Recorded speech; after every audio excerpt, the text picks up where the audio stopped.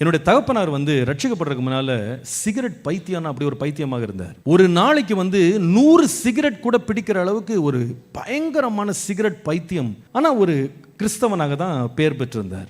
ஆனா ரட்சிப்பு கிடையாது அவர் லைஃப். ஆனா ரட்சிக்கப்பட்டார். ஒரு நாள் கர்த்தர் எந்த ஆவடியில் அவர் வண்டி இழுத்து மூட்டை சுமந்தாரோ, எந்த இடத்துல அவர் ரொம்ப அவமானப்பட்டாரோ, அதே இடத்துல கர்த்தர் ஒரு ஊழியக்காரனை கொண்டு வந்து நிறுத்தினார். வாழ்க்கையில பயங்கர வறுமை எல்லாம் இழந்திருக்கும் போது ஒரு சொந்தம் கூட அவர் பக்கத்துல வரல. எல்லாரும் அவரை கைவிட்டாங்க. ஆனால் கர்த்தர் அவரை ஊழியத்துல ஸ்தாபித்து நாட்கள் ஆக ஆக ஆக ஆக ஆசீர்வாதங்கள் வர, சொந்தங்கள்லாம் ஒவ்வொருத்தரா வர ஆரம்பிச்சாங்க. அதுல ஒரு சொந்தக்காரர் யாருன்னு கேட்டா, எங்க அப்பாவுடைய தாத்தா முறையின்படி கோயம்புத்தூர்ல ஒரு பெரிய ஒரு ஐஸ்வர்யவான், பெரிய வியாபாரி. அவர் எங்க அப்பாவை பார்க்கணும்னு விரும்பினார். அப்பாவுக்கு ரொம்ப சந்தோஷம். சின்ன பிள்ளையா இருக்கும்போது பார்த்தது, வந்திருக்காருன்னு சொல்லிட்டு அவருக்கு விருந்தெல்லாம் பண்ணி அவரை வரவேற்றாங்க. அப்போ அப்பா சொல்லுவாங்க, எங்க ஆவடியில் அந்த தெருவில் பிளைமூத் காருன்னு சொல்ற இந்தியாவிலே கொஞ்சம் பேர் கைவிட்டு எண்ணக்கூடியவங்க மட்டும் தான் வச்சிருந்த பெரிய படகு மாதிரி இருக்கிற காரில் இறங்கினார். கம்பீரமாக பெரிய பணக்காரன் இறங்கி அப்பாவை பார்த்தார். அப்பா ரொம்ப சந்தோஷம். வீட்டில் விருந்து கொடுத்தாங்க. விருந்து முடிஞ்சது. சாப்பிட்டு முடிச்சு பேசிட்டு இருக்கும்போது ஒரு பாக்கெட்டில் கைவிட்டார். அப்பா நினைச்சாரு ஏதோ காணி கொடுக்க போறாரு போல இருக்குன்னு. அவர் என்ன பண்ணாருன்னா உள்ள ஒரு சிகரெட் எடுத்தார். எடுத்து வாயில வச்சு பற்ற வைக்க போனார். அப்பா உடனே, தாத்தா தாத்தா, இது உங்க பேரன் வீடு இல்லை, இது இயேசு தங்குற வீடு. நீங்க கண்டிப்பா சிகரெட் பிடிக்கணும்னா இந்த வாசலுக்கு வெளியே போயிட்டு, காம்பவுண்டு வெளியே போய் பிடிச்சிட்டு வாங்க, நான் உள்ள விட மாட்டேன்னார்.